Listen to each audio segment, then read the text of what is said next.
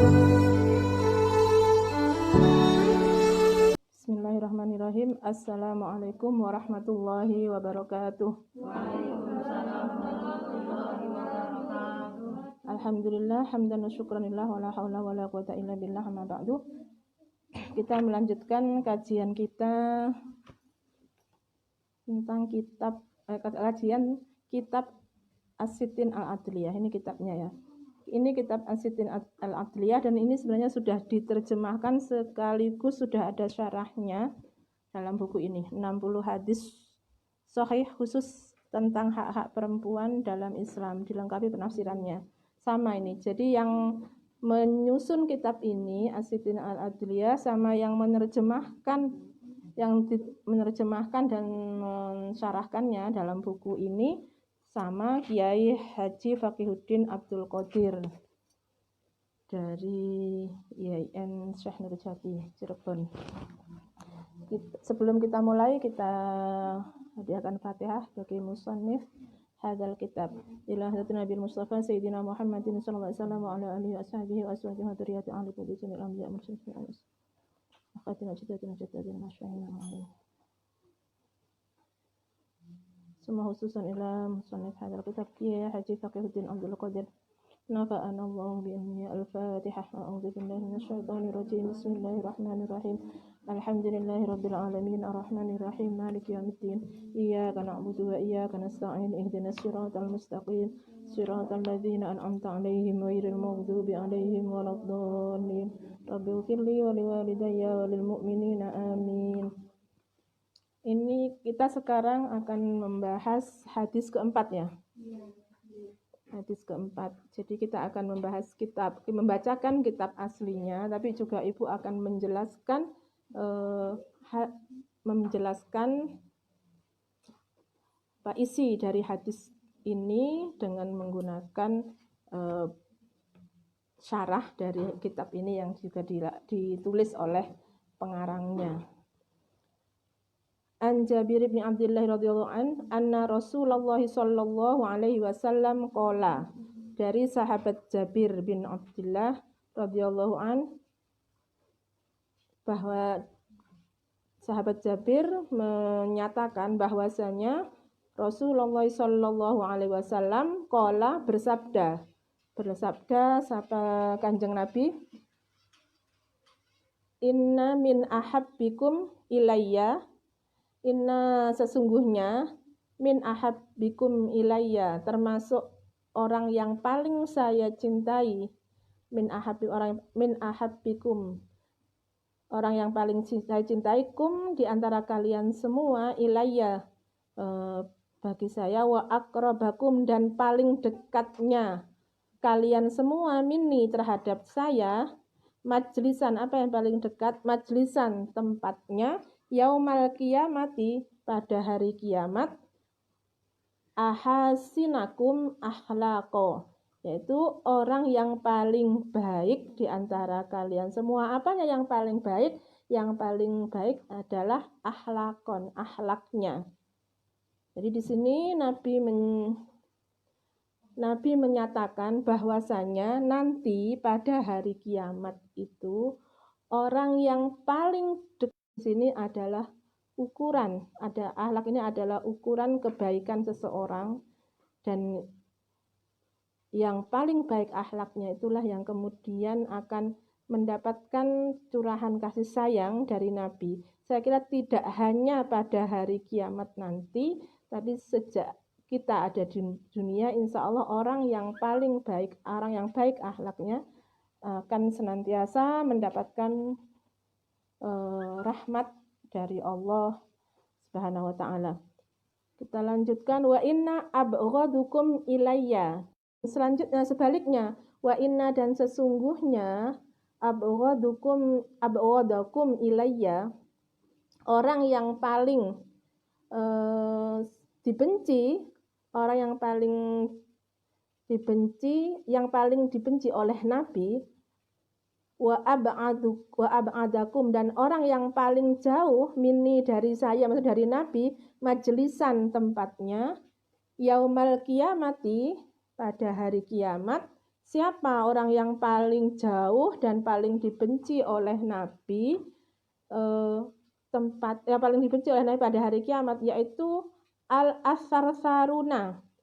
As-Sarsaruna ini adalah orang yang banyak bicara atau orang yang banyak cakap, tetapi apa yang disampaikan itu bukan sesuatu yang benar. Jadi dia banyak bercerita.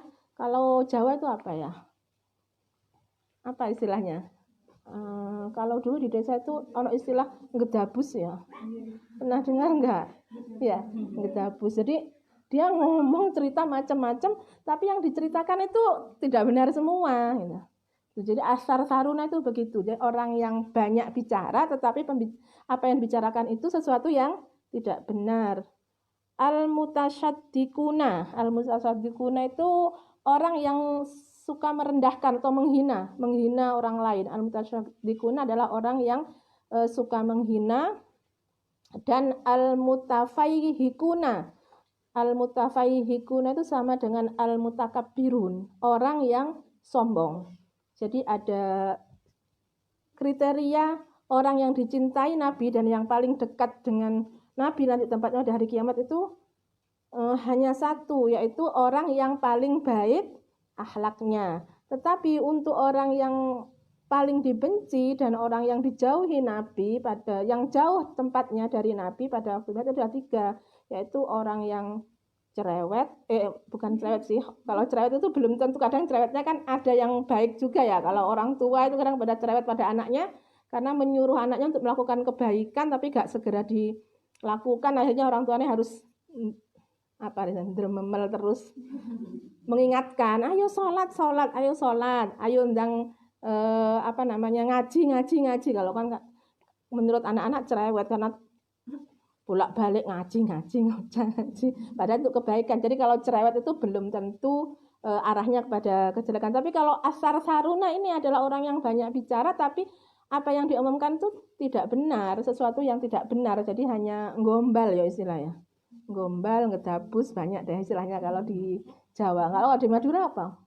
Pak Ul, di Madura Ul.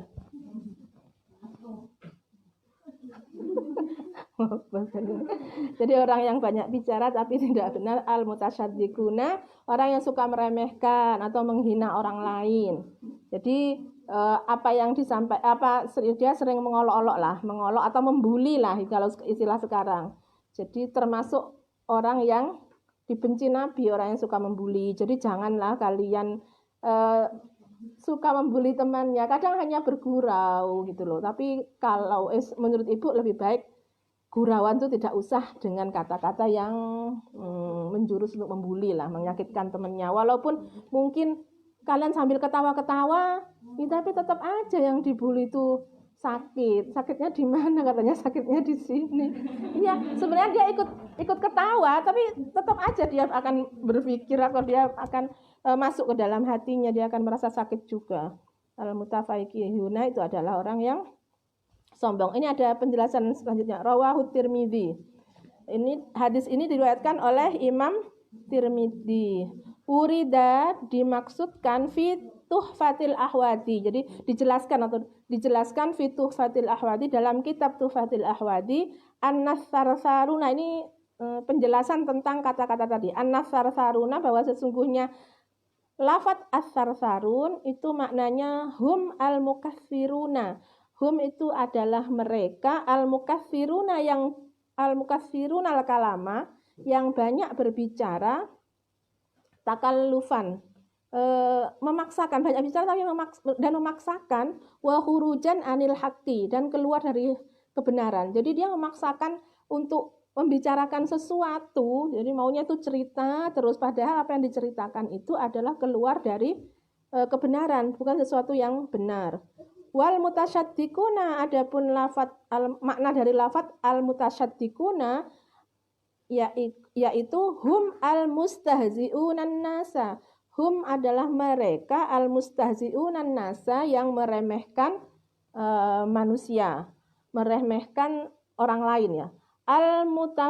Adapun lafadz wal mutafaihikuna, dan adapun lafadz al-mutafaihikuna, hum adalah mereka al-mutakabbiruna, yang sombong. Jadi ini masih hadis ini masih ada hubungan dengan hadis sebelumnya, yaitu tentang baiknya akhlak. Al-birru ya, kemarin disebutkan ada pertanyaan dari sahabat, apakah kebaikan itu? Kemudian Nabi menjawab bahwa kebaikan itu adalah mana ya, hadis keberapa ya? Oh ini hadis ketiga ya, al-birru husnul khuluqi. Jadi al-birru ini kan ada kaitannya dengan hadis sebelumnya. Kalau sekarang dikatakan bahwa sebelumnya dikatakan bahwa kebaikan itu adalah orang yang akhlaknya baik. Kalau sekarang disebutkan bahwa orang yang akhlaknya baik itulah nanti yang paling dicintai Nabi dan paling dekat majelisnya di surga bersama Nabi. Jadi jelas pesan dari teks hadis ini bahwa kita itu diminta untuk senantiasa berakhlak yang baik. Dan akhlak yang baik ini harus kita tunjukkan, harus kita lakukan pada semua orang. Jadi apalagi pada keluarga kita, seorang anak kepada orang tuanya itu juga akhlak baik, bukan hanya juga harus berakhlak baik. Sama juga dengan hubungan suami istri. Karena di sini hadis ini yang mensyarahkan hadis ini menggunakan perspektif mubadalah, jadi selalu dikaitkan dengan hubungan laki-laki dan perempuan, hubungan suami istri. Jadi hadis-hadis ini bisa dijadikan pedoman bagi kita untuk menjaga hubungan, untuk membangun hubungan antara laki-laki dan perempuan, antara suami dan istri, antara anak dan orang tua. Jadi bahwa kapanpun dan kepada siapapun kita harus senantiasa menunjukkan akhlak yang baik. Lebih-lebih seorang anak kepada orang tua kepada anaknya juga harus bersikap baik. Juga termasuk suami kepada istrinya. Makanya di sini dikatakan bahwa sangat sangat tidak masuk akal apabila kemudian seorang suami yang merasa orang yang beriman atau orang merasa sebagai umatnya Nabi kemudian tidak memperlakukan istrinya dengan baik. Padahal jelas-jelas di sini disebutkan dalam hadis ini bahwa orang yang paling dicintai oleh Nabi dan itu adalah orang yang berakhlak baik atau berperilaku baik kepada siapapun. Jadi apabila ada orang laki-laki atau orang tua atau suami yang berperilaku tidak baik terhadap temannya, terhadap suaminya, terhadap anaknya, berarti dia tidak meniru, tidak mengikuti anjuran Nabi untuk berakhlak baik, atau mereka berarti tidak menginginkan dicintai Nabi, tidak menginginkan dekat dengan Nabi ketika pada hari akhir kelak. Dan mereka termasuk orang yang tidak melaksanakan kebaikan karena jelas bahwa disampaikan oleh Nabi bahwa al-birru itu adalah husnul khuluqi, adalah akhlak yang baik. Jadi akhlak yang baik itu harus kita implementasikan dimanapun kita berada dan kepada siapapun, lebih-lebih pada keluarga kita, orang tua kita, guru kita. Itu ya untuk hadis yang keempat.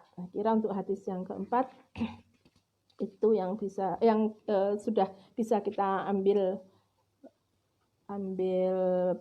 pelajaran dari hadis keempat itu bahwa yang utama bagi kita yang harus kita lakukan adalah akhlak yang baik dan seharusnya kita menjauhi hal-hal yang dibenci oleh Nabi. Yang pertama tadi apa? At-taruna, orang yang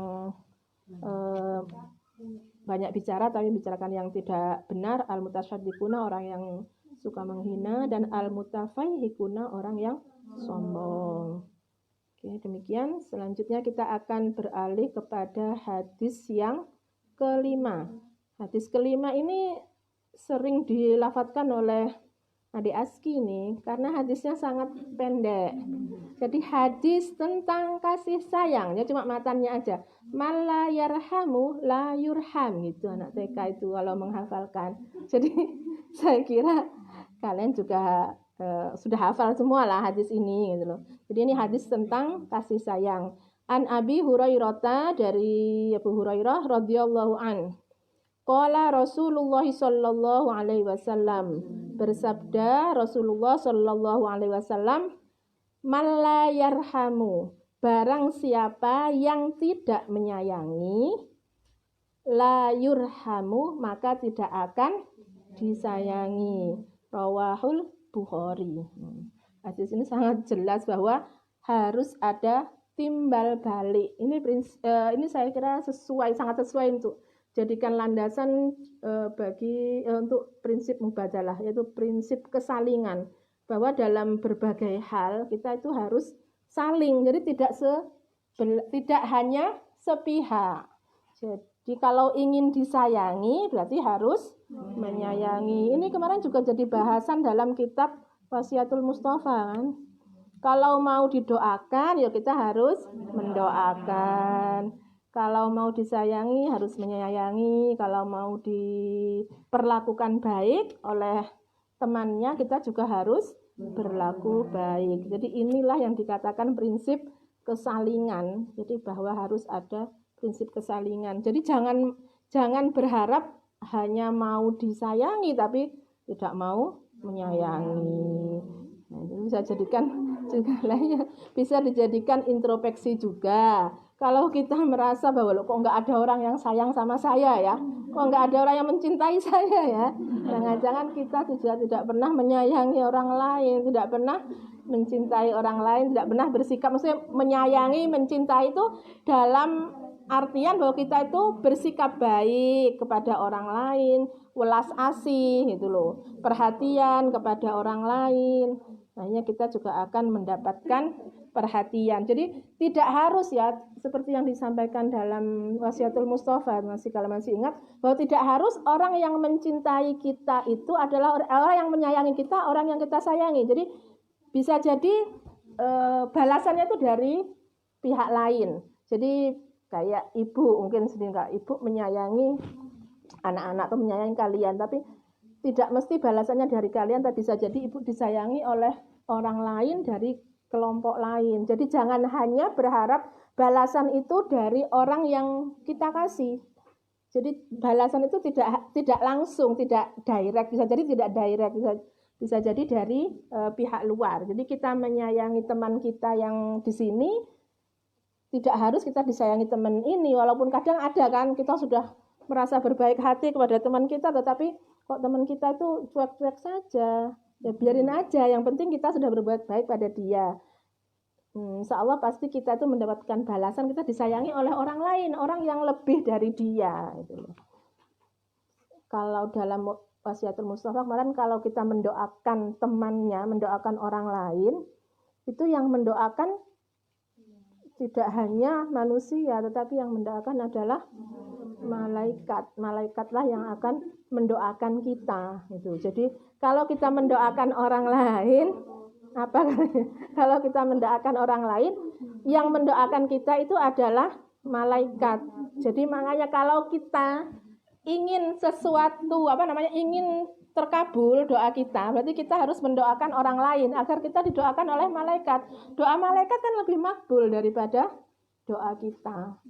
Makanya itu salah satu cara. Jadi kalau kita mau agar apa yang kita harapkan itu jadi terkabul, kita doakan orang lain. Jadi kalau sedang sama-sama garap skripsi, seperti yang dicontohkan kemarin, sama-sama garap skripsi, ya sering-seringlah mendoakan temennya. Mudah-mudahan Mbak skripsinya sampean lancar, ketemu temennya yang lain Mbak lancar, sampean itu didoakan oleh malaikat terus. Jadi akhirnya skripsi kita ini juga akan segera lancar. Nah, itu juga berlaku buat ibu nih yang sedang garap disertasi, nggak selesai-selesai.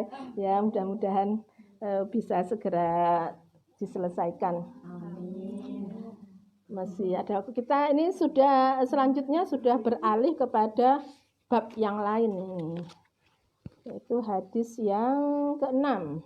Hadis yang ke-6 babun beda bab sudah dengan yang kita bahas. Jadi hadis 1 sampai 5 itu bab tentang fil usulil ammah, tentang pokok-pokok yang umum, pokok dasar-dasar yang umum tentang prinsip-prinsip keadilan dan kesetaraan. Sekarang kita akan beralih kepada bab yang kedua, yaitu babun fil i'tirafi bihukukil mar'ah. Bab tentang pengakuan hak-hak perempuan. Fil i'tirafi, tentang pengakuan bihukukil mar'ah, melawan hak-hak perempuan. An Ibnu Abbas, dari sahabat Ibnu Abbas radhiyallahu anhuma. Di sini disebutkan hanya Ibnu Abbas ya, tapi kembalinya radhiyallahu anhuma, semoga ridho siapa Allah anhuma pada keduanya. Keduanya ini siapa? Kira-kira Ibnu Abbas, berarti sahabat Abbas dan anaknya, karena sahabat Abbas itu kan juga sahabatnya Nabi. Jadi walaupun yang disebutkan an Ibnu Abbas, dari Ibnu Abbas, kemudian tetapi doanya radhiyallahu anhuma, huma itu kembali kepada Abbas dan Ibnu Abbas. Jadi dari ayahnya Ibnu Abbas, yaitu sahabat Abbas. Qala berkata siapa? Ibnu Abbas. Qala Umar bin Khattab, ngendika atau yang ngendika lah, berkata siapa? Sahabat Umar bin Khattab radhiyallahu an. Kunna, jadi ini cerita, ini hadis ini mengatakan bahwa Umar bin Khattab yang bercerita. Umar Khattab bercerita, kunna fil jahiliyati, kunna ada siapa kami, maksudnya kami, kondisi kami, cerita kondisi kami fil jahiliyati, pada masa jahiliyah, la na'uddun nisa'a, tidak memperhitungkan, na'uddu itu tidak memperhitungkan atau tidak mempertimbangkan, tidak melihat ya, na'uddu tidak memperhitungkan an-nisa'a, kepada perempuan syai'an, segala sama sekali artinya di sini. Jadi syai'an itu tanpa, tidak memperhitungkan sesuatu pun, jadi sama sekali. Pada masa jahiliyah kami tidak pernah memperhitungkan sama sekali terhadap keberadaan perempuan. Jadi pada masa jahiliyah, kenapa Umar bin Khattab bicara begitu? Karena pada masa jahiliyah perempuan itu diperlakukan sebagaimana harta. Dia bisa diperjualbelikan, bisa diwariskan, atau bisa dihadiahkan kepada. Jadi teman-teman tidak diperhitungkan sebagai seorang manusia yang punya perasaan, punya keinginan. Jadi semua perempuan itu di bawah kendali, kalau masih perawan di bawah kendali orang tuanya. Terserah orang tuanya mau diapakan sama orang tuanya, mau dijual bahkan sampai dibunuh. Karena dianggap perempuan itu tidak memberikan keuntungan, bahkan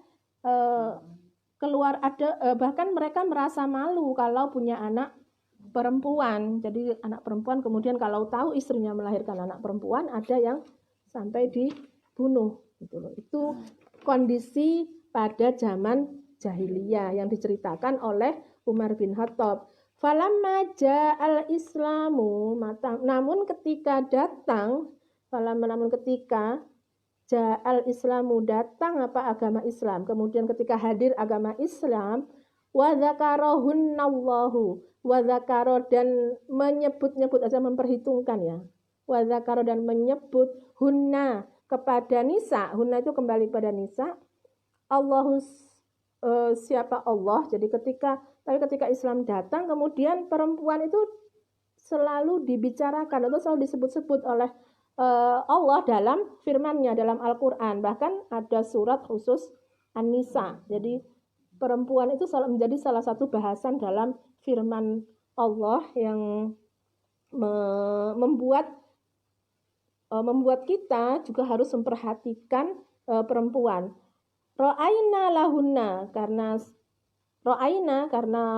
Allah sering menyebutkan tentang perempuan dalam firman-Nya, ro'aina, maka kami pun memperhatikan, lahunna, kepada perempuan. Ro'aina, maka mengerti, biasa kalau ro'aina maka mengerti, jadi faham kami semua.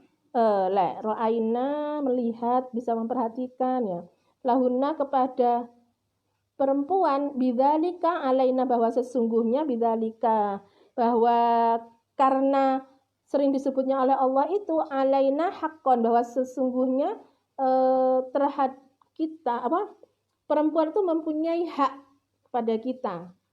Jadi ada hak-hak perempuan itu, ada hak-hak perempuan terhadap dari laki-laki, atau kalau dibalik ada kewajiban laki-laki itu terhadap perempuan. Jadi laki-laki itu mempunyai kewajiban terhadap perempuan. Kewajibannya apa? Kewajiban untuk memperhatikan, kewajiban untuk menyayangi, kewajiban untuk menanggung hidupnya, kemudian untuk menghormatinya. Rawahul Bukhari. Ini hadis ini diriwayatkan oleh Bukhari. Itu di situ ada footnote-nya 6 ya. Sahih Bukhari, kitab tentang al-libas, hadis 77. Bab makanan Nabi. Jadi ini footnote ini adalah rujukannya, bahwa kitab hadis ini diambil dari Sahih Bukhari. Hadis-hadis yang diriwayatkan oleh Sahih Bukhari, insya Allah hadisnya kebanyakan adalah sahih. Jadi bukan hadis-hadis yang tidak sahih. Jadi hadis ini sahih. Jadi jelas ini hadis ini menceritakan bagaimana perbedaan perlakuan antara masa jahiliyah dan pada masa Islam. Pada masa Islam itu sudah datang. Pada masa jahiliyah perempuan itu tidak diperhitungkan, tetapi setelah Islam datang, Islam itu mengangkat derajat perempuan, dan Nabi juga sangat menghormati dan memperhatikan kondisi perempuan. Makanya kalau mengaku umat Nabi, kalau mengaku umat Islam, seharusnya juga mempunyai perhatian terhadap perempuan. Jadi sudah tidak lagi, kalau masih ada orang yang tidak berbuat baik kepada perempuan, atau tidak memperhatikan perempuan, masih memandang sebelah mata kepada perempuan, berarti dia sama dengan orang-orang jahiliyah. Nah ya ibu kan juga heran ketika mereka itu orang-orang jahiliyah dulu loh, ketika mereka tidak menyukai perempuan, ketika mereka membunuh anak perempuan, apa mereka tidak berpikir bahwa ibu mereka itu adalah seorang perempuan yang kemudian mereka lahir itu karena seorang perempuan, kemudian istri mereka itu perempuan yang akan memberi anak laki-laki pada mereka, itu istri mereka itu orang perempuan. Nah ya kan, ya berarti kan memang pikirannya orang-orang jahiliyah itu perlu dipertanyakan. Jadi kalau sekarang ada orang-orang yang berpikir bahwa perempuan itu masih dianggap dianggap lebih rendah, atau masih memandang perempuan itu derajatnya di bawah laki-laki, lah itu mereka nggak tahu juga. Jadi pikirannya perlu dipertanyakan. Jelas-jelas ibu mereka itu adalah perempuan yang membuat mereka hebat, membuat mereka lahir, menjadikan laki-laki itu besar, dan kemudian dia menjadi orang yang hebat itu kan karena ada perempuan, karena ada ibunya. Terus istri dia itu loh juga perempuan yang menemani dia kemana-mana, mensupport juga perempuan.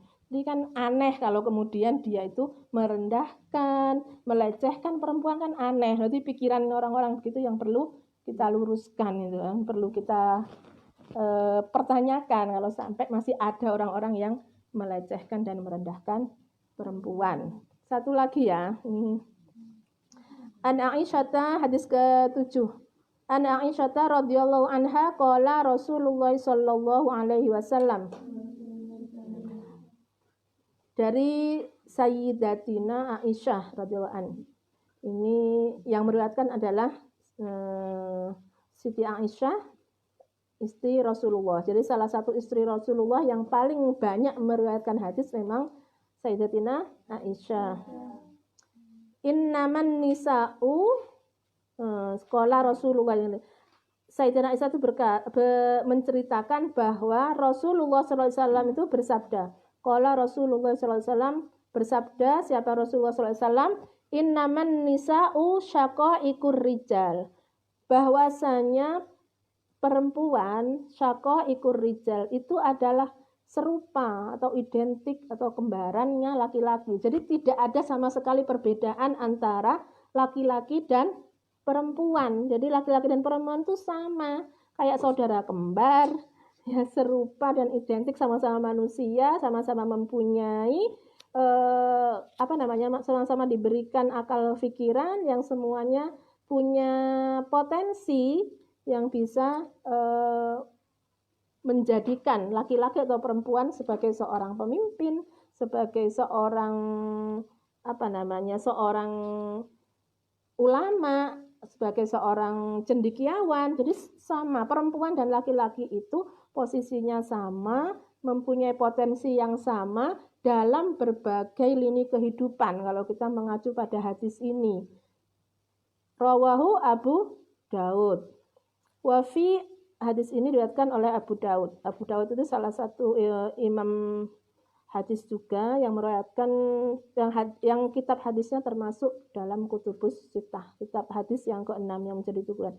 Wa fi Aunil Ma'budi disebutkan dalam kitab Aunil Ma'bud annasyaqaiqa, bahwasanya makna asyaqaiqa hum an-nadhair. Jadi mereka itu laki-laki dan perempuan itu an-nadhair itu sama rupa, jadi identik. Wal amsalu dan serupa, jadi sama an-nadhair wal amsal identik. Secara penglihatan juga identik, secara ini juga memang serupa, segala bentuknya juga serupa. Jadi tidak ada sama sekali, tidak ada alasan untuk membedakan antara laki-laki dan perempuan. Coba di sini disebutkan memang tidak ada perbedaan. Tentu ada perbedaan sebenarnya secara fisik, ada perbedaan ya, laki-laki dan perempuan ada perbedaan secara fisik. Tapi itu sama sekali tidak membuat perempuan itu berbeda secara potensi gitu.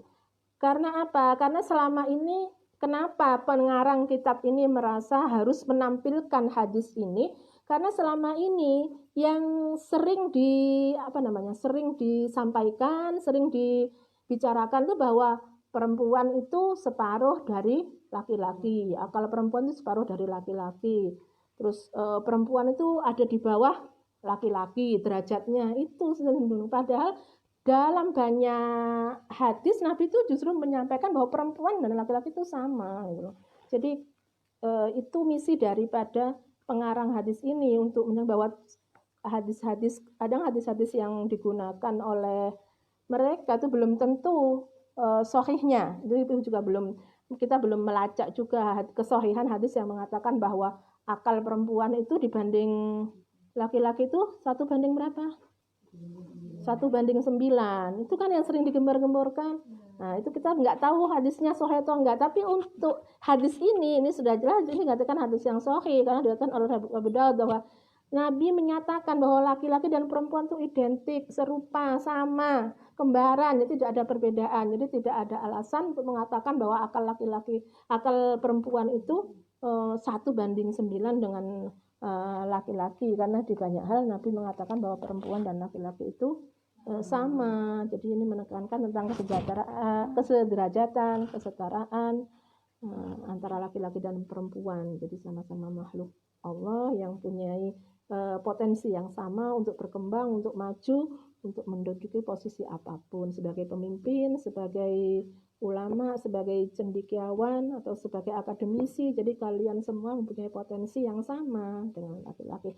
Sekarang hal ini kan sudah terlihat, saya kira di kampus-kampus itu, di kelas-kelas kalian kan laki-laki dan perempuan sudah sejajar ya, sudah sama lah. Kita mempunyai potensi, mempunyai kesempatan yang sama gitu. Bahkan banyak event gitu loh. Kayak dalam proses wisuda itu, wisudawan terbaik, wisuda itu kebanyakan juga perempuan juga bisa meraih itu.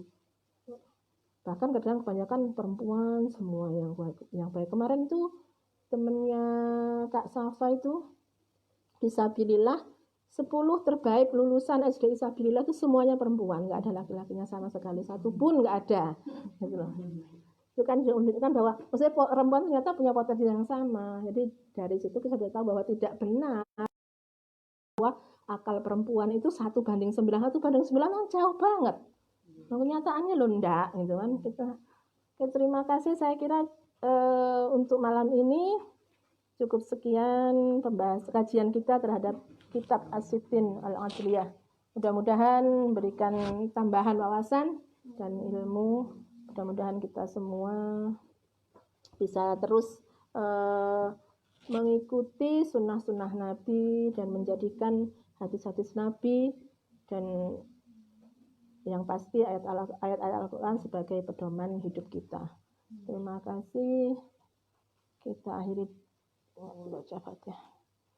Al-Fatihah. A'udzubillahi minasyaitonir rajim. Bismillahirrahmanirrahim. Alhamdulillahirabbil alamin. Arrahmanirrahim. Maliki yaumiddin. Iyyaka na'budu wa iyyaka nasta'in. Ihdinas siratal mustaqim. Siratal ladzina an'amta 'alaihim ghairil maghdubi 'alaihim waladdallin. Amin. Rabbana anfa'na bima 'allamtana. Rabbi 'allimna alladzi yanfa'una. Rabbi faqqihna wa faqqih ahlana wa qarabati lana fi dinina. Rabbana anfa'na bima 'allamtana. Rabbi 'allimna alladzi yanfa'una. Rabbi faqqihna wa faqqih ahlana wa qarabati lana fi dinina. Subhanakallahumma bihamdika asyhadu an la ilaha illa anta astaghfiruka wa atubu ilaik. Assalamualaikum warahmatullahi wabarakatuh.